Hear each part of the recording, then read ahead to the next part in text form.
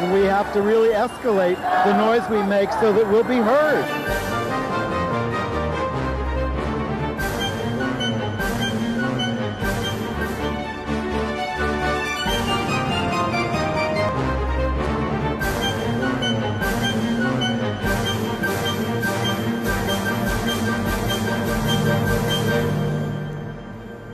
Welcome to Gay USA. I'm Andy Hum. I'm Ann Northrup. And in the news this week, the LGBT caucus in the U.S. Senate is going to increase by 100%. That's true. And of course, the Democrats have taken over the House of Representatives. And some of Congress's worst anti-LGBT bigots are swept away by a rainbow tsunami. It's quite a long list. I'm eager to read it to you. And that rainbow doesn't just refer to LGBT people. No. There will also now be out LGBT legislators in a record 46 states. Wow. And a lesbian tree has gone up in Rockefeller Center for Christmas. And it's not just because it's a Norway spruce. A law, this is amazing, a law in Guyana has been, Guyana. Let's call the whole thing off. Guyana, I think, against cross-dressing in public has been struck down. 80 LGBT asylum seekers from that vaunted caravan have reached... Which we're not paying attention to anymore. Right. They've reached Tijuana, the border. Yeah.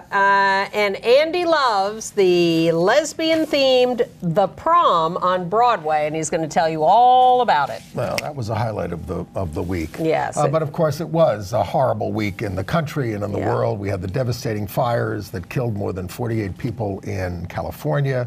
And another shooter in California that killed 12 people at a country music club in Thousand Oaks there. Justice Ruth Bader Ginsburg fell and broke 3 ribs. And the president disgraced the United States and Europe. And there's in many ways. And there's even more evidence that Jamal Khashoggi was murdered in Turkey, but the U.S. is ignoring it. Yeah. So... And then Matthew Whitaker, too, which we... Oh, we'll get to Matthew Whitaker. Yes, in the news. So there's all of that, but you hear about all that everywhere. So we are going to give you a little more in depth on LGBT news and specifically the election results.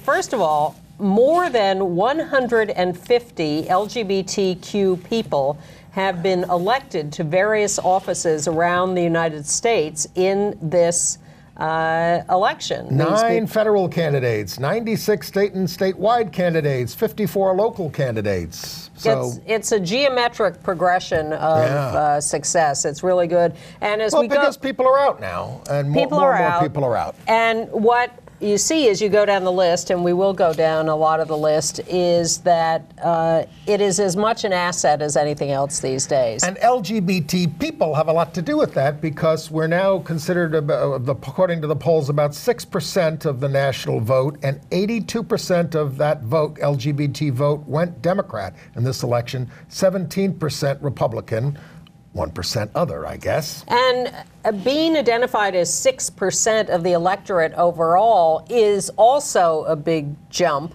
That's the highest we've ever been. And that's people who are willing to self-identify in exit polling. Which more and more young people do, and more young people voted this time. Yeah. Record numbers of young people voted. Now, there are lots of highlights, but of course the marquee race was Kyrsten Sinema in Arizona, out bisexual member of Congress who stepped up to run for the Senate. We have a picture of her. There she is. Yes. And she ran, she's run a long time in Arizona as an out bisexual. She originally ran as a Green Party candidate, very anti-war, years ago, and lost her first election. Yes, Martha McSally, her Republican opponent, tried to make her out to be some kind of radical, but she probably voted with Trump more than any other Democrat in the Congress. She voted with Trump. I've seen a couple of different figures, 62% of the time or 54% of the time, but yes, I mean, we have blasted her several times on this show for making votes with the Republicans. Now, Martha McSally, who she defeated, everybody's saying how gracious she was, what a nice dog she has. But she's not protesting, probably because she wants to be appointed to the seat that is occupied temporarily by Jon Kyl. Is it Jon Kyl? Yes. Yeah. He took McCain's seat when McCain died. So she may be back. She may be in the Senate herself in January. And Martha McSally, who has she was regarded as certainly to the left of Joe Arpaio in the primary race, and to the left of Attila the Hun. But she allied very, very closely with Trump in the Senate race. And one might think, stereotypically, that allying with Trump in Arizona, which he certainly won 2 years ago, would be a good thing to do. Yep. But in fact, it seems to have cost her the election. And Kyrsten Sinema is being celebrated far and wide for pulling out this Arizona Senate race and bringing the Democrats some measure of face saving in the Senate races in the midterms. And we may, well, look, the Florida race is still open as we sit here. Although I see that Mitch McConnell invited Rick Scott down with the freshman class of senators. Bill Nelson was with the Democrats. They're both up there on the Hill. Well, Nelson is a senator. But it's still very tricky. We don't know where this is going to end up. But currently, I think there are 47 Democrats elected, 51 Republicans. It's not like we're going to take the Senate, but it certainly would be nice 47 Democrats and then the 2 independents. I'm including the 2 independents. In the 47. We still have the Mississippi race with Mike Espy in a runoff against the lynching fan woman. And the Florida Mike Espy, race. African-American, would be the first African-American elected since Reconstruction in Mississippi. He's a total underdog in the race, but so are a lot of other people who pulled it out. So we're still waiting Mississippi and Florida, but the worst we can end up is 53-47, and the best we can end up is 51-49. So we'll see how those races go. There's a runoff in Mississippi. There may be a there wouldn't be a runoff in Florida. There just would be endless recounts until they And it's nice to finally see decide. more and more Republicans at least saying that they'll come out to protect Mueller. We were out in the streets trying to protect Mueller the moment that we left this show. We heard that Jeff Sessions was fired, and we were out in the streets about it. All right, so then the House of Representatives. So we had 6 out members of Congress in the House, plus Tammy Baldwin in the Senate. Tammy won a really, I think, resounding victory in Wisconsin. Despite all the money poured in there by the Koch brothers. Tens of millions of dollars. We were very worried for her a year ago. Especially since Trump won the state. Exactly, and Scott Walker was governor. Well, we got rid of Scott Walker, miraculously, and Tammy won big. It's not a miracle, it's hard work, and you did it. That's correct. So now we have 2 women in the United States Senate, 1 lesbian, 1 bisexual, and that is the LGBT caucus at the moment in the U.S. Senate. We do not count closet cases. Well, they are not. So those are the out members. So the House had 6 out representatives. Kyrsten went off to run for the Senate. Jared Polis went off to run for governor of Colorado. Again, another great win in Colorado. Everybody is very, very happy about that, and everybody's celebrating him and his husband, and his big celebration in Colorado. So the 4 remaining out representatives, Sean Patrick Maloney, Mark Pocan, and Mark Takano, and David Cicilline, all got reelected. None of whom are from the Poconos. And then we have 3 new ones. Yep. Sharice Davids, who is my new candidate for President of the United States. Big celebration there. Yes, let us show Sharice's crowds. This is the celebration for a Native American lesbian martial arts fighter being elected to the U.S. Congress. In the suburbs of Kansas City, Kansas. Yes, Kansas. Well, the suburbs have been turned. Well, it's amazing and wonderful. We're from the suburbs. And she's, let me not leave out that she is a lawyer. I think she went to Harvard. And And mixed martial arts? Yes. Well, we showed her with the pose last week. Last time. But she's in the House, and the other members of the House newly elected are Katie Hill from California, pulled out a very tight race. She is out bisexual, and she beat a sitting U.S. member of Congress, Steve Knight. He is the son of Pete Knight, who in 2000 put together Prop 22 in California that banned same-sex marriage. So beating his son, who was an incumbent member of the House, was a really big deal for out bisexual Katie Hill. Yep. And Steve Knight himself supported Prop 8. He was against banning conversion therapy. So, all right. Yeah. So and he has a gay brother who came out. Didn't affect him. Yeah. Now we have a couple of other members of Congress. Where are they? No, we do. Well, we'll maybe get to not. them because maybe. I have a list of all right. everybody. No, that makes a total of 8. So maybe that's it. Yeah. Well, I mean, I want to put this graphic up. It's not about specific members of Congress. It's about the white men, in this case, who voted against the Affordable Care Act, and who they've been replaced for. Can you put that up on the screen? Look at that. All these horrible old white men who've been replaced by the Rainbow Tsunami, a completely multicultural group. The point is made by portraying them in black and white and portraying the winners in color. But they're also, many of them are people of color. Yeah. And they both men are, and many of the women. Yes. Also, congratulations to all the black women in Texas who were elected to judgeships. That was also pretty stunning. Yes, and let's talk about some of the horror shows that are gone. Also, you talked about Steve Knight. Dana Rohrabacher, 15-term representative in the House. Real monster, used to team up with Jesse Helms to deny AIDS funding, attack the National Endowment of the Arts, attack same-sex marriage. He's gone. Here's the other member of Congress, Angie Craig. Oh, yes, Minnesota. And actually, there's another one, too. Lesbian Mom beat Jason Lewis, incumbent Republican, who equated gay couples with rapists. That's nice. Yep. Lucy McBath in Georgia beat Karen Handel, who was the one who beat John Ossoff in the special election last year. Karen Handel did not support allowing adoption by gay and lesbian couples. And she was beaten by a gun reform advocate. Yes. This was Newt Gingrich's old district. Well, Lucy McBath's son was killed. Yes. That's why she got into politics. Yes. And she's African American, and she beat Karen Handel. Pete Sessions is gone. He's the one who called the Pulse, said the Pulse massacre. Pulse wasn't a gay bar.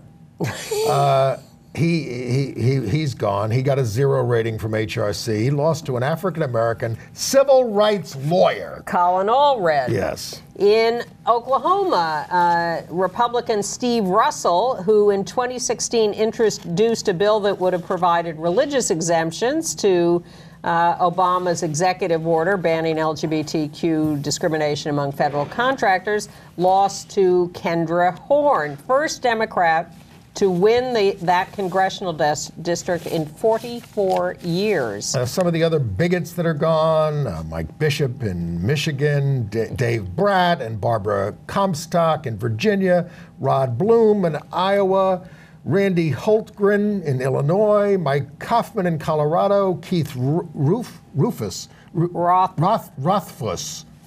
in Pennsylvania, maybe Mia Love in Utah, we're not sure. We don't know yet. She's gaining ground. Claudia Tenney in New York. Well, the funny thing about Mia Love is that Trump got up and condemned her for not campaigning with him, and she may end up back in the House. That might be worth it. Dean Heller's gone in the Senate. Yes, and of course to Jackie Rosen. And in the governorships, we were really behind in the governorships. Kris Kobach is gone, although he may turn up in the White House. We now have 23 Democratic governors, 25 Republicans, and 2 undecided.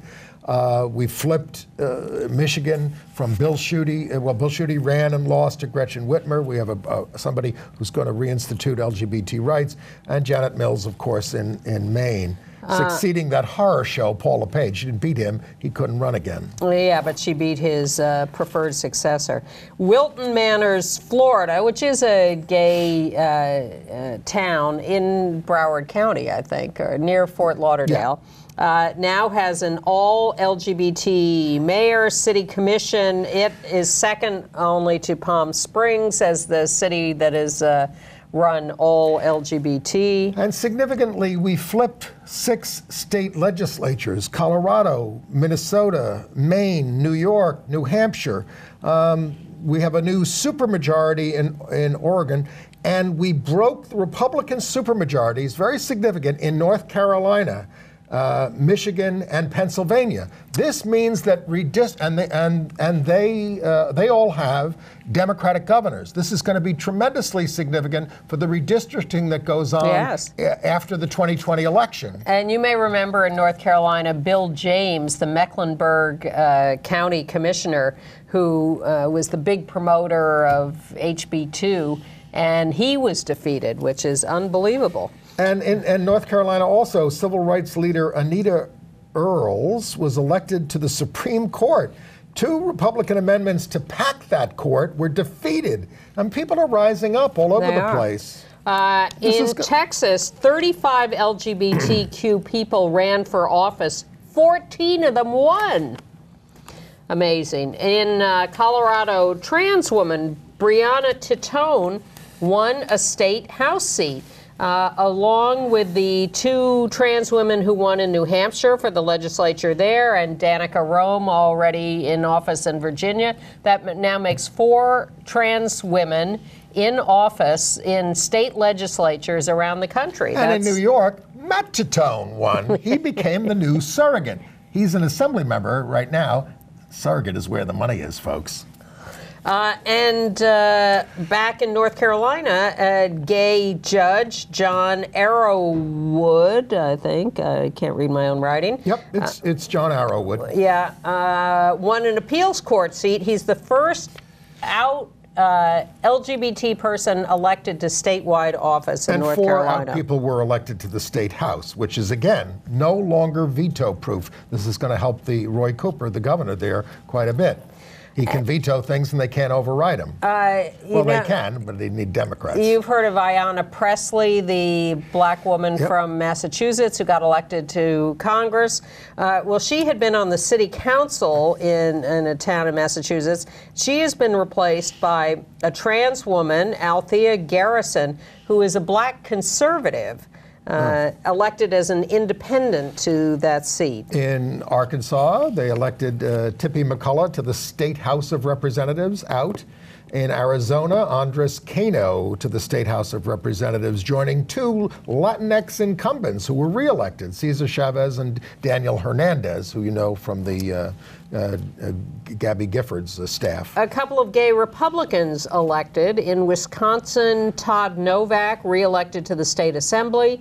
And in the state of Washington, Skylar Rude elected to the state house. In Oklahoma, pansexual Native American Chelsea Branham was elected to the State House of Representatives. I'm watching The View the other day. This is how they list themselves, as pansexual, queer, lesbian, gay, whatever. Pansexual. And Meghan McCain, in some conversation like this, says, can't we just stop talking about identity politics? Can't we just elect the best person?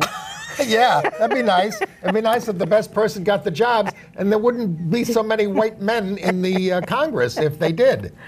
There are many factors that go into being best, Megan, and we are expanding the category of who's available for that. And perhaps you should treasure these various characteristics and see them as broadening and enriching our lives rather than as something to be sneered at. And in Minnesota, and it was what's considered a surprise victory, Dave Hutchinson, gay, elected sheriff of Hennepin County. Yeah. Did you mention Kelvin Anderson in Nevada? Nope. He has been, he's an out gay, black state senator, and he has been elected the new majority leader of the Senate in Nevada. Wow.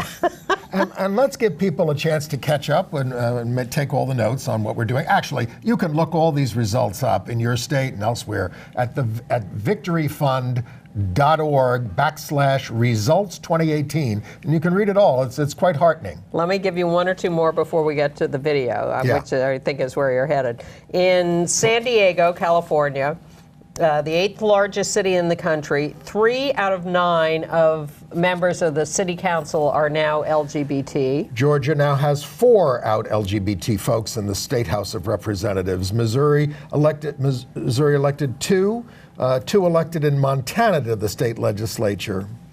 And Nebraska, 1 bisexual. And out trans woman Christine Hallquist did not win her race for governor of Vermont, but her son made a documentary about her and her life and her run, and that is now available at the website revry.tv, REVRY.tv. And in Utah, where Derek Kitchen, out gay activist, was elected to the city council, he's now in the state senate. All right, shall we, are we ready for the video? Sure, I have a couple of others, but let's talk.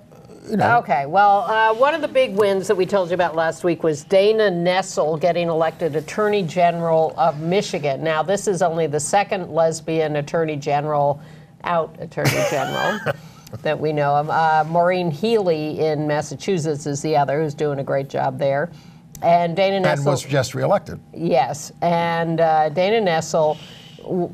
defied the national LGBT organizations to bring a lesbian mom's case to the Supreme Court and ran... Started as a lesbian mom's case and became a same-sex marriage case. Yes, and was put together with the others. But she was, relentless and fearless about bringing that. And then she decided to run for Michigan Attorney General, and I thought, really? But she won! She did. And she won because she ran ads... like this. Yes. Dana Nessel, for the people. That's how I introduced myself to the court for over 10 years when I served as a prosecutor. To me, those words weren't just the standard introduction. They were a promise to always fight for justice for the people of Michigan, especially for those who need it most. I have fought and won hundreds of cases, convicting child abusers, murderers, the worst of the worst. I've not only been a prosecutor, but also a defense attorney. Justice is about more than locking up bad people. It's also fighting for good people and protecting our rights. It's about justice for all. I've also fought for the rights of parents, like April and Jane. These 2 nurses opened their home and their hearts, taking in 5 foster children. But in Michigan, they wouldn't allow them to adopt the kids together. They wanted to fight for those rights, and I helped them do it. We took that case all the way to the United States Supreme Court. A lot of people didn't think we could win, but we did. That was a good day. For me, it's more than just about the work. It's personal. Early in my career, I was a single mother to twins who were born premature, sharing their first weeks of life in the NICU and not in my arms. That was hard. Being the next Michigan Attorney General is an opportunity to lay the foundation for a world for my sons to grow up in. While working on the case with April and Jane, I met my own wife, Alana. And now, together, we refuse to sit idle while our state faces some of the worst atrocities of our lifetime. Our sons deserve to grow up in a Michigan that they can be proud of. We owe it to all kids in this state that they grow up in a place with clean, safe drinking water and access to affordable health care. I'm running for Michigan Attorney General because I want to be there, strong, fighting for all the people of Michigan. We have an Attorney General's office that's lost its way. It's not fighting to protect our people. It's wasting our tax dollars protecting big companies who are getting away with polluting our air and our water and letting special interests buy favors. Justice should never be for sale. And when I'm your Attorney General, it never will be. Elect me on November 6th, and no one in this state who needs help, who needs justice, will ever have to wonder who will represent them. I will represent you, and I will work relentlessly towards justice for all. Makes you kind of want to move to Michigan. Well, I'm very happy and proud of her and delighted and wish her well and hope she follows through on all of that. On all of that. It's so important who the attorneys general are because they're the ones who can take on Trump at the local level. And, you know, we have 7 new Democratic governors. And, you know, the overall vote for Senate nationally, last week I gave you a lower figure, the overall vote among the American people for Senate candidates was 57% Democratic. But the Republicans still picked up a couple of seats. Well, lest you think these elections are not important, because there are people who don't vote because they think it doesn't make a difference. The new governor of Kansas is an example, Laura Kelly. She is a real hero for beating Kris Kobach, and she is a Democrat, and Kobach is a monster. And so was Sam Brownback, who preceded her. And people were kind of sick of him, which is one of the things that helped her. Well, because he ruined the economy of Kansas. But here's what Governor Laura Kelly has said even before she takes office. She is having drafted a new non-discrimination executive order for state employees that covers sexual orientation and gender identity, because they used to have one under Kathleen Sebelius, but Sam Brownback got rid of it. So Sebelius was a Democrat. She went on to be the HHS secretary under Obama. Yes, and when and she drafted that for Kansas in 2007. Brownback got rid of it in 2015, and now Laura Kelly is going to institute that non-discrimination policy, and she is also going to stop a proposal to forbid adoption by same-sex couples. Laura Kelly, new Democratic governor of Kansas. Human being. Kansas is turning. You want to go to Michigan? I want to go to Kansas. Sharice Davids and Laura Kelly, hot. Okay. All right. All right. Well, shall we talk about the president? Okay. So he did an executive order that prevents migrants from seeking asylum. This cruel horror show. Well, he's limiting it. Well, NCLR said it's not only cruel, but it's a death sentence for many in our community, because if they're turned away, they will go back to their countries and be executed. Well, in fact, 80 LGBT members of the caravan, who knew, from Honduras and other countries in that area, broke off from the caravan this week, got on buses, financed by a donor, and went to Tijuana, where they are now all housed in a B&B, an Airbnb, in a very ritzy neighborhood that is not happy to have them there. But these are people, we have a picture of some of them, there they are. They are fleeing deadly violence in their countries. They've all been attacked and threatened, and many of them say back home they can't even leave the house. Yeah. It's so dangerous for them, especially the trans women. And Trump during the campaign when he held up a flag, or when he gave his acceptance speech at the convention, I will protect LGBT from ISIS. Well, what about from this? How about from you? Yeah, right. And he hasn't given us any support by appointing Matt Whitaker as the acting attorney general either.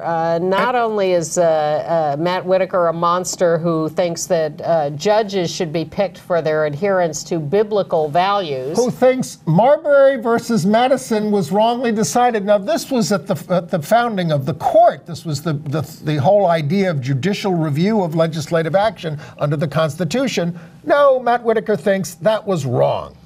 He also thinks same-sex marriage is wrong. He thinks reproductive freedom is wrong. But on the gay front, yes, he went after an out-gay senator when he was in Iowa as the U.S. attorney.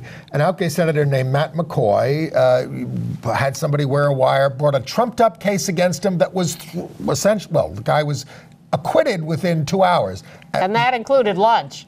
Yeah, but they made him, it cost Matt McCoy $100,000 that he's still paying off from this scum. It devastated him. Luckily, he's still in the state Senate, Matt McCoy. But this was talk about a witch hunt.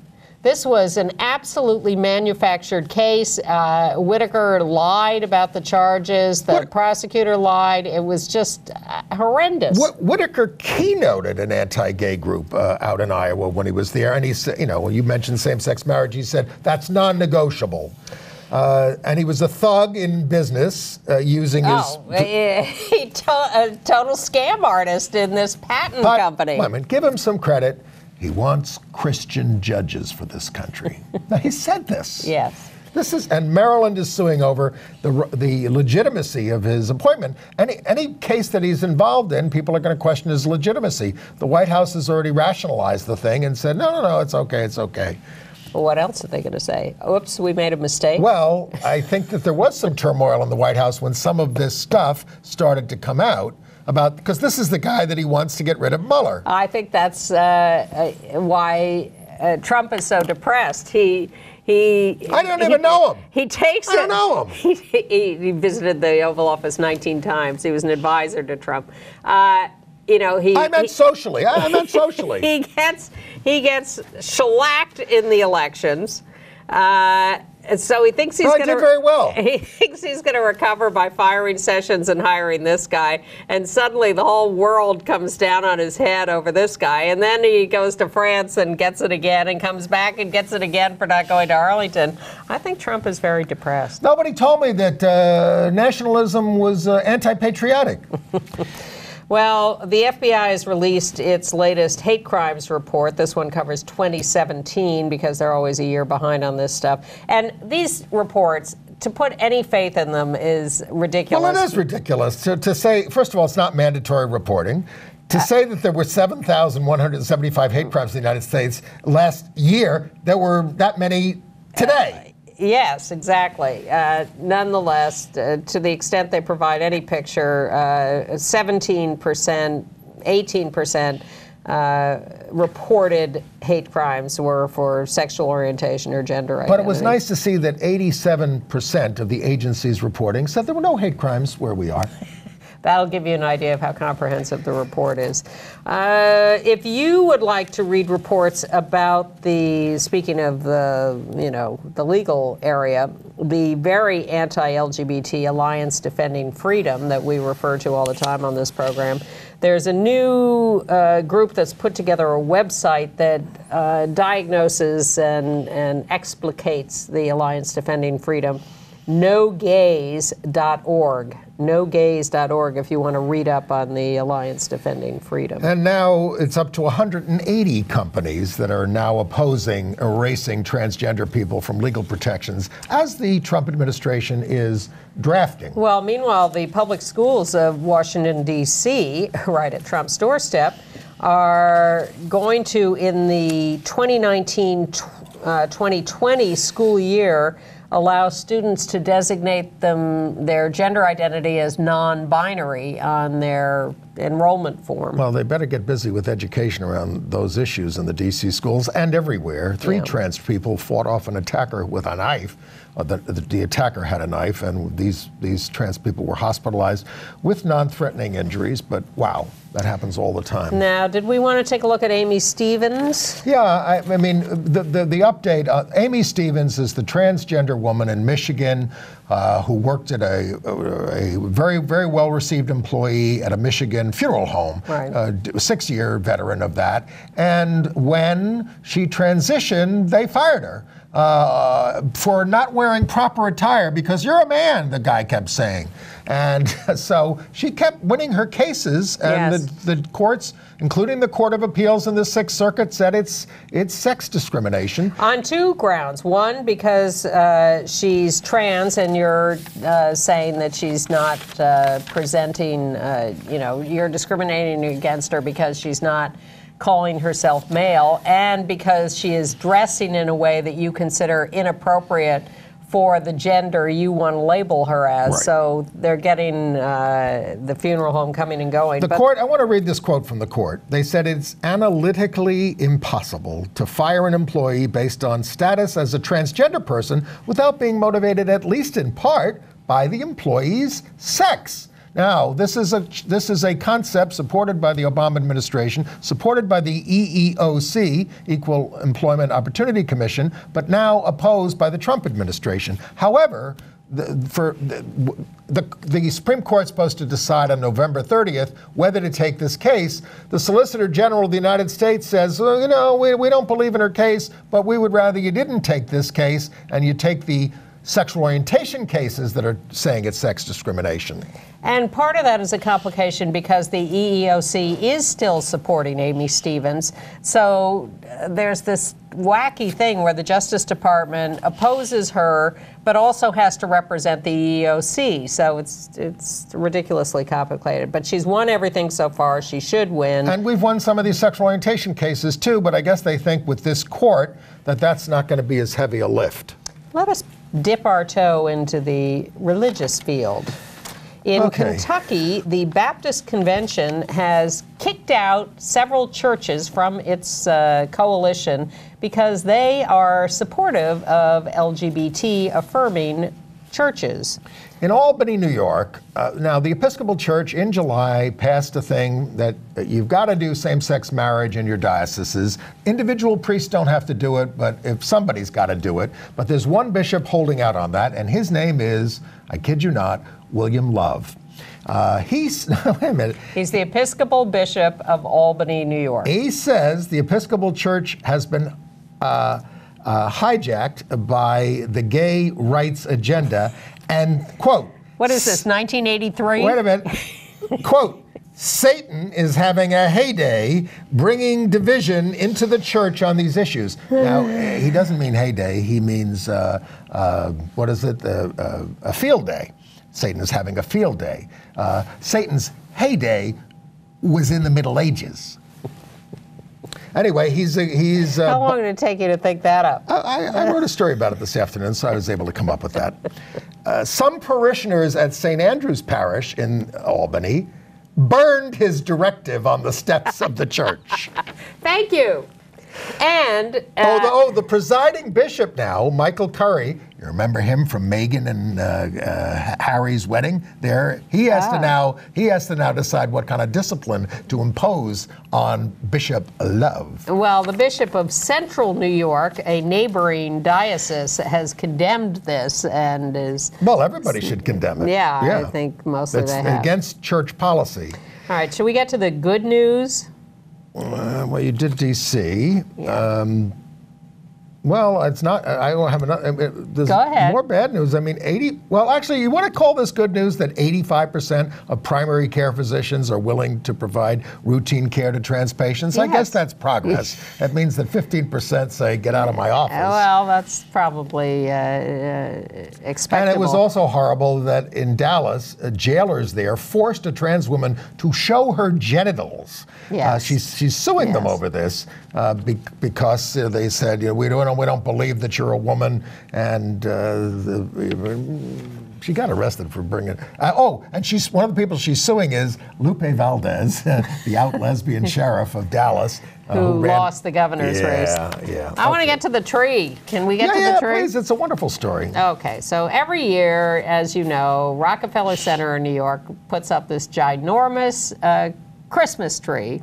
They should have planted one there in 1930 when they built the building, but no, they keep killing one and bringing it in. I'm sorry I had to say that. So there's a lesbian couple a couple of hours north of New York City in Wallkill, New York, not far from Poughkeepsie.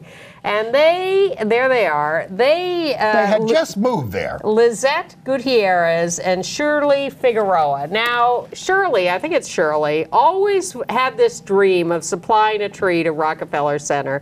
And in their previous house, they had a tree, and she would fertilize that tree in hopes that it would grow into a Rockefeller Center-sized tree. No such luck. So they moved, and her wife tells her, in this new house, there's a tree there that Rockefeller Center has had its eye on. Yes. And Shirley thinks, she's lying to me. She's making this up to make me buy this new house. Oh. But it turns out it's true. Now you lost your tree. Rockefeller Center did have their eye on the tree. And sure enough, they picked it, and This tree is now, you see it being installed in front of Rockefeller Center. That is a tree that the lesbians call Shelby. 72-foot Norway spruce. It's going to be lit in a ceremony on national television on November 28th. It'll be up until January 7th, at which point it'll be chopped up for wood for Habitat for Humanity to build houses. That's nice. And I can't wait for all the feature pieces on Lizette and Shirley that will run around the lighting of the Rockefeller Center Christmas tree. By the way, lots of good things are supposed to be able to happen in New York now that we have a Democratic Senate, and among them is passing the Gender Expression Non-Discrimination Act. Maybe secure abortion rights, maybe universal health care, folks. I'm just happy we have a lesbian Christmas tree. Another New York State story. So disgraced Attorney General Eric Schneiderman is not going to face criminal charges over the abuse of 4 women because, quote, state law allows some punching and slapping without consent if it's for sexual gratification, according to the prosecutor who was appointed by the governor in this case, the woman from Nassau County. I would say it must be consensual. Well, that's apparently not the law. There has to be evidence of substantial pain. And so this DA from Nassau County is proposing a new law to make it a misdemeanor without proof of substantial pain if the victim has, quote, deep emotional wounds. And I have to say, there's very few... Don't we all have deep emotional wounds? From relationships, yes. So I'd be careful about that. It sounds messy, but I don't like the fact that you can hit people without consent. In the course of sex. I don't care if in there's what not context. Substantial pain. There has to be substantial pain. I'm just reading you the law. I understand. You've said that. All right. I am saying I want consent. Okay. Can we move on to what have you got? We can. Well, the murderer, the guy who accused of murdering Blaze Bernstein out in California there, the gay kid, is pleaded not guilty. He's a big white supremacist. I would expect no less. All right. International news. All right. Well, I think the big news is from Guyana. In 2009, 4 trans women were arrested for wearing dresses in public. There they are now. They were arrested, they were imprisoned for 3 nights, they were convicted, and they were punished. Fined. But they went to court, and they have spent 9 years fighting the law that says that people are not allowed to cross-dress in public for improper purpose. Now, the magistrate judge in the original case said, I order you to go to church, give your lives to Jesus Christ. Oh, my God. And she said, and the judge, I don't know. Was that Mark Whitaker in a previous life? I don't know if it was a man or a woman. The magistrate said, you're confused about your sexuality. And this was upheld by the Guyana High Court and the Guyana's Court of Appeals. So it was denied by the Caribbean Court of Justice, which is 9 years later, the Caribbean Court of Justice has struck down the law. Who chided the lower court, or the magistrate, for proselytizing. And said that the law was too vague because what is for improper purpose. And this case was brought by the Society Against Sexual Orientation Discrimination. So activists saw this through. It's a huge victory, and congratulations to them. But we are very worried about West Sumatra, where 20,000 to 30,000 people marched to criminalize gay sex in Indonesia. The local mayor there called it a virus that has to be wiped out. Wow. We have a picture of the demonstration there against, in Indonesia, in West Sumatra. A couple of them. There's one picture of the crowd demonstrating against us in Indonesia. And I'm confused about whether that and the demonstration in outside Jakarta were the same thing. There's another picture, also anti-LGBT. Well, there was a pro-march for LGBT equality in Chile that's planned, for November 17th. It's called Basta de Blah Blah. In other words, enough blah blah, let's act on LGBT rights. Well, it's marriage specifically because the Inter-American Court of Human Rights has mandated marriage for South and Central America, and the outgoing president of Chile promised marriage, Michelle Bachelet, But the new president, who is very right-wing, is stalling, even though he promised coming into office that he would follow through on the previous president's promise. And the legislature is stalling. So this demonstration on Saturday, I think, is going to be a big deal. And I love Basta de blah blah. I think that's what we ought to call all our marches, too. Basta de blah blah. Yes, enough with the blah blah. But Scotland is installing. They're formally integrating LGBTI issues into the curricula in all state schools at all age levels. This is fighting homophobia. This is teaching LGBTI history. We've been begging for that here forever. We're making some progress, even in New York and some other places. Well, California, I think, is the only place that's mandated it. Yeah. And even they have not followed through fully. Well, New York has had some new policies as well. But of course, this was all banned under Section 28 in the entire United Kingdom under Margaret Thatcher. Scotland is more progressive. The Switzerland Parliament is moving to add sexual orientation and gender identity to their non-discrimination laws. They haven't done marriage yet, but they're... The penalty for violating it is 3 years in prison or a fine. Prison? There you go. All right. Usually it's civil, just civil penalties. We've been telling you about problems in Tanzania. 10 men arrested at a supposed gay wedding in Zanzibar are going to have anal exams. Well, the World Bank has suspended all travel by its employees to Tanzania. And Tunisia's on an anti-gay kick, and they're going to use your personal data on your computer and anal tests for prosecution. Must we remind our audience that these anal exams are useless and not a good indicator of anyone's homosexuality? In Poland, the president says he would consider doing a no promo homo law like Russia has. And the schools were going to hold a Rainbow Friday, but a lot of them were intimidated out of it. But the Polish Scouting Association has announced its support of LGBT people. And the Coahuila, Mexico state has passed a gender identity protection law. They are a border state with the United States. They were the first to pass marriage equality as a state in Mexico. We're looking forward to the November 24th votes in Taiwan for and against same-sex marriage. That's going to be a mess. And in Armenia, the Eastern European and Central Asia Forum Conference of LGBTI Christians was canceled after a series of death threats. This is a country where the prime minister referred to LGBTI equality as a headache in parliament and said family values are important to him. Armenia ranks 48th out of 49 European countries, according to ILGA Europe. Liberia is pondering criminalizing same-sex marriage. And in Nigeria, they're putting up anti-LGBT billboards with sponsorship by a Chinese cell phone company. Sweet. Okay. AIDS news, do you have any? I don't have any this week. I guess AIDS is taking the week off. And in entertainment news. Well, we're news, coming up on World AIDS Day, December 1st. That's true. So check your local listings for activities in your area. I finally watched Love, Simon. It's running on HBO now. It is a little romantic comedy about a gay boy. After-school special. Yes, it is kind of like that. It's sweet.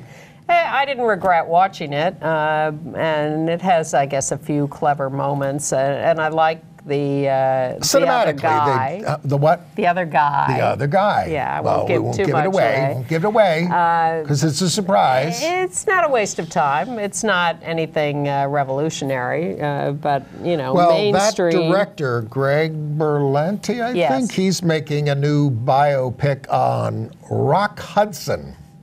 Well, there's a lot there. Yes. A lot has been told already. Let's see if he finds any new angles.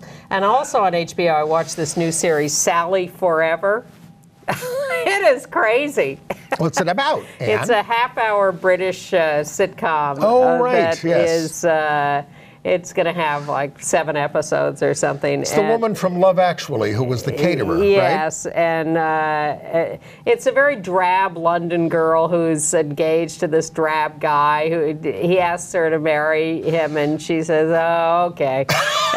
and he's just horrible. And so she sneaks out one night and goes to a club and meets up with this woman who she was making eye contact with on the subway.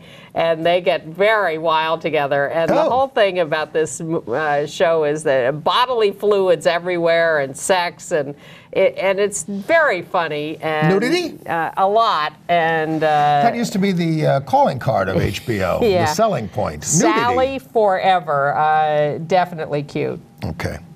Rapper Jaden Smith, Will Smith's son, who was already... Will Smith and Jada Pinkett Smith. Yes, and certainly gender fluid for years. As a model, modeling skirts. But has emphatically declared that Tyler, the Creator, is his MFing boyfriend. He said this about 10 times from the stage, although Tyler, the Creator, is calling him a crazy N-word man. And we just don't know if it was just a publicity stunt or if it's true. But it seems to be Jaden's coming out as a gay person. Yeah, he's 20. I think he is out. And he has been very gender fluid. And Will Smith seems to be supportive, even after the old story about him appearing in 6 Degrees of Separation and refusing to do a kiss with another man. As a gay man. On the advice of Denzel Washington. I went to a benefit honoring Harvey Fierstein, and he talked about doing La Cage aux Folles with Kelsey Grammer in the lead. And by this time, Arthur Lawrence, who wrote it, was dead. Arthur Lawrence would not allow the men to kiss at the end, even though Arthur Lawrence was dead. They could only hold hands at the end as they went off into the sunset. Well, he was a little persnickety. So Harvey insisted on kissing in this production, and he said I'm telling tales out of school, but he said when Kelsey did it, he would put his hand over his mouth. When he was with Douglas Hodge, he would put his hand over his mouth. Whereas then they were replaced by Harvey Fierstein and Christopher Sieber, who's in the Prom, more about which later, and they rolled around and kissed and did everything they could. Okay. All right. I also saw Amazing Grace, the Aretha Franklin documentary, which played at the New York City Documentary Festival that's on now. And this is the movie that's been legendary and never seen. It was made in 1972. It has been the subject of much curiosity, anger, litigation ever since. Sidney Pollack shot it. Aretha Franklin, who was at the height of her pop career and 29 years old, went to a small Baptist church in Los Angeles to do a gospel concert. There couldn't have been more than 150 people in the seats, very modest little space. And this film is an hour and a half of her singing gospel. Mick Jagger is in the audience. Her father is there, and he gets up and speaks at one point about what a wonderful person and singer she is. That's very moving. Reverend C.L. Franklin. Reverend James Cleveland is the MC for all of this, and the choir behind her is just spectacular. And to hear the purity of her voice at 29 singing these gospel songs is very, very moving. So it will be released shortly in theaters, Amazing Grace with Aretha Franklin. It's really just a gospel concert film, but very modest and really worth seeing. Well, opening tonight, if you're watching this in New York, or if you're watching it on YouTube beforehand, buy your tickets, The Prom. This is a new musical. I didn't know much about it. It sounds like it had a ridiculous premise. You've got there they are, a bunch of Broadway narcissists, right? They're in a show that sort of fails, and they want to boost their image. So they say, let's take up a cause. And they look online and they say, oh, there's this lesbian in Indiana who wants to go to a prom. Let's go help her. So they show up with signs that say, Les is more, and things like that. Anyway, the it was. I think this is the best show on musical, at least on Broadway. Ferryman is the best show. There you had Beth Lavelle, who's wonderful. Brooks. She was in Fun Home, right? No, I'm thinking of someone else. Beth Lavelle was in the Drowsy Chaperone. She won the Tony. Okay. Brooks Ashmanskis. Now, he played, I thought, an offensive gay stereotype in Something Rotten. Now, this is also directed by Casey Nicholaw. He plays a gay stereotype again, and he is terrific. Christopher Sieber, who I mentioned, Angie Schwer, and Josh Lemon. They're all stereotypes, but what they do so successfully here is they humanize them. They make them into people, and it makes it so beautiful. And Michael Potts, African-American actor, plays the principal of the school. He's a liberal, and they're coming and saying, we want her to go to the prom. He says, yeah, I want to go to the prom too. I've got some problem parents here. And the lesbian is played by Caitlin Kinnunen. She's the brave young lesbian. So it's a wholly original show. A lot of it is show business, inside jokes, but it's. I was so moved by the end of this thing. I wept for the last 15 minutes of the show, just being moved by the fun of it and the joy of it. You've been doing a lot of crying lately. I am, because it's a hard time in this country. It didn't and take you're me aging. Much. It didn't take much to get me going. The Prom, get your tickets now. Well, you saw something else that was not did not make you weep for King Kong? joy. Yes. One of my favorite movies as a kid. They drained all the drama out of it. And the big thing, and I went with Bill Bauman, who stayed for the whole thing. At least he liked the monkey. But the monkey is like, you see the men operating the hands and the things and the wires. Well, no, this is by the same guy who wrote the Harry Potter show. Isn't it calling it a monkey infantilizing? Isn't it a great ape? It is. There he is. He's a great ape. But I was, God, I couldn't have been more bored. Anyway, and we saw American Son. Yes, which I forgot about that. Which stars Kerry Washington and Stephen Pasquale. Which I found disappointing. They're a divorced couple. Their son their mixed race son has been arrested. They're in a Florida police station where Jeremy Jordan is the cop on duty and Eugene Lee is an older cop. And it's a kind of a mystery and a race drama, lots of racial tension. I didn't think there was much mystery. And I'll just say it, I'm not going to tell you what it is, the most abrupt ending of a show I've ever seen in my life. And yet predictable. Well acted, though. Yeah, but I didn't see an enormous amount of point to it, given our real-life discussion of these issues all the time, and the real-life video we see. By the way, a show that I loved, Gloria, A Life, about Gloria Steinem, has been extended to March 31st, 2019. I also saw a movie called Who Will Save the Roses, an Italian, older, really aged gay men movie. It's sweet, it's romantic, it's opening in LA this weekend and available on video on demand. But not, it's just a sweet, romantic, older movie. And the actor Ezra Miller, who was in Fantastic Beasts, says he's queer, which means I don't identify. And he doesn't identify as a man or a woman either. And there's a fascinating show at the Japan Society by Yasumasa Morimuro that's all about gender screwing around. That's not very elegant. It's a fascinating show that's getting rave reviews at the Japan Society. Check it out. I think you will enjoy that. Gender is a changing concept in this country and in the world. Here's another better picture. All right. Well, we will see you next week. I think we may have a few more. For our Thanksgiving show. And thanks to the organization that made us one of the 25 top gay podcasts. See you next week.